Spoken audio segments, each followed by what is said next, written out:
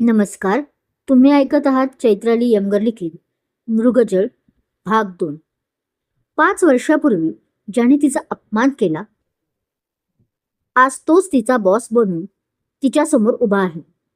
हा फक्त नोकरीचा प्रवास नाही, तर सूड, अहंकार आणि अधुऱ्या प्रेमाची सुरुवात आहे. चला ऐकूया मृगजळ भाग 2. दुपारचे 3:30 वाजले होते.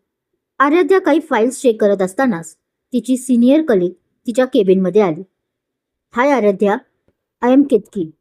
तुझं काम कसं सुरू आहे? हाय केतकी, खूप छान. फाईल जरा जास्त आहेत, पण मी मॅनेज करते. आराध्या नम्रपणे म्हणाली. गुड. बरं, एक महत्वाची गोष्ट. आज आपल्या कंपनीच्या MDचा राऊंड आहे. ते कधीही येऊ शकतात. सो सगळं काम एकदम परफेक्ट ठेव.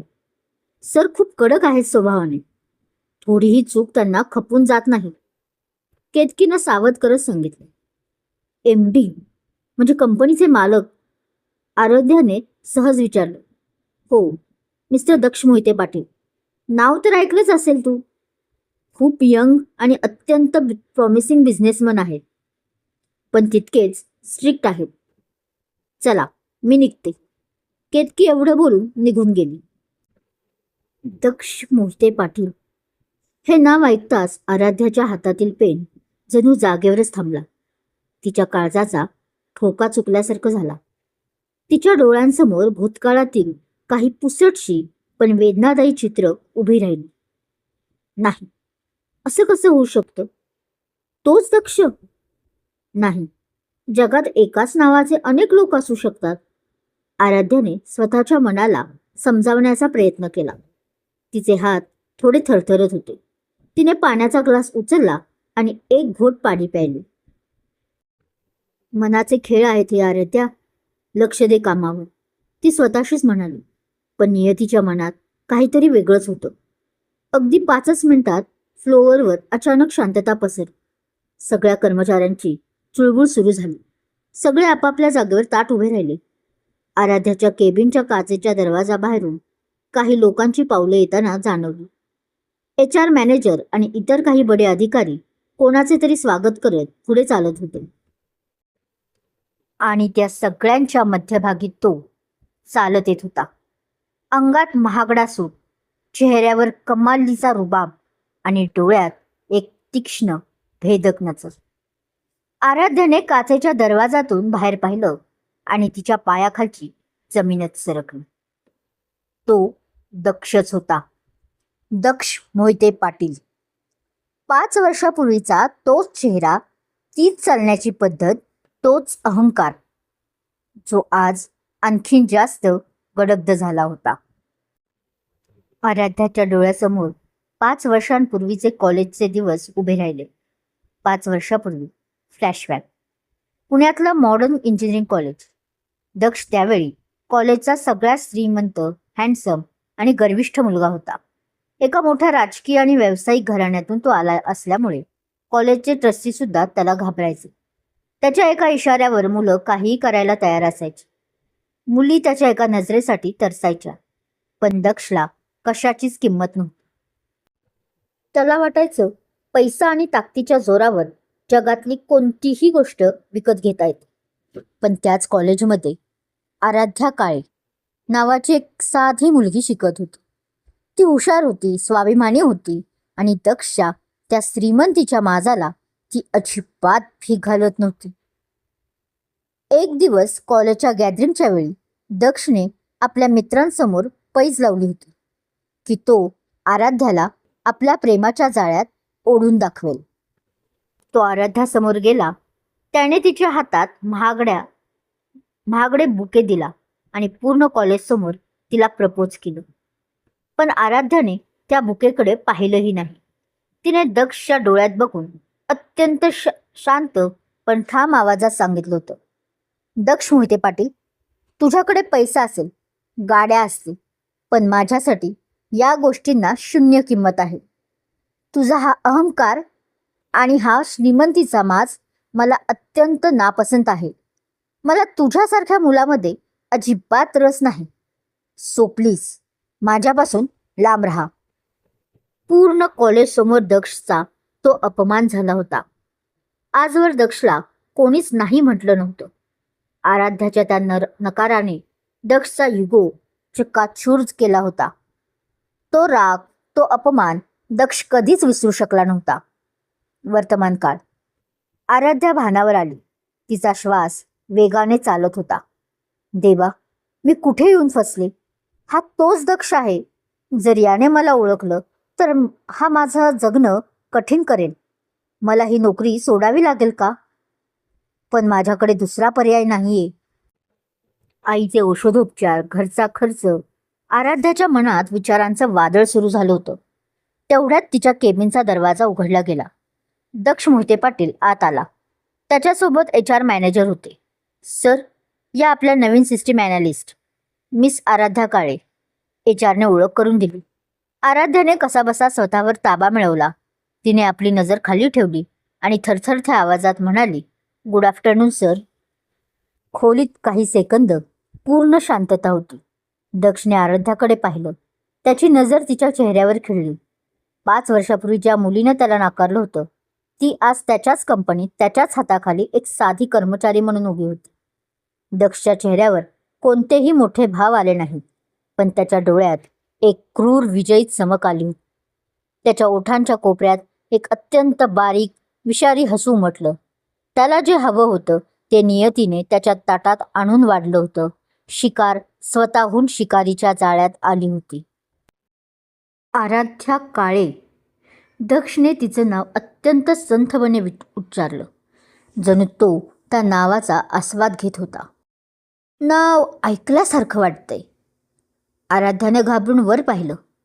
दक्षची नजर तिच्या डोळ्यात रोखलेली होती. ओह सर, तुम्ही आधी ओळखता का यांना?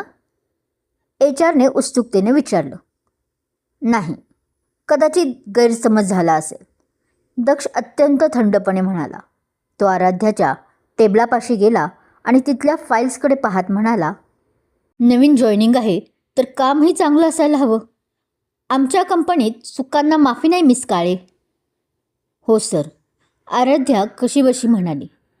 मॅनेजर यांच्याकडे आजच्या आज नवीन प्रोजेक्टचा पूर्ण डेटा ॲनालिसिसला सोपवा.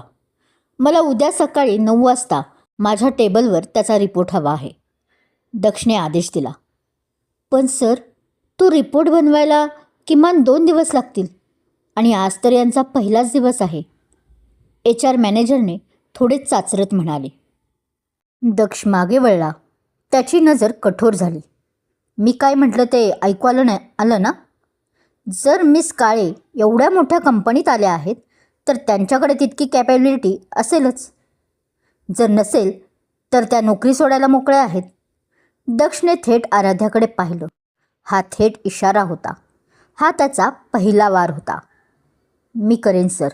उद्या सकाळी 9च्या आधी रिपोर्ट तुमच्या टेबलवर असेल, आराध्याने दक्षच्या डोळ्यात बघून सांगितले.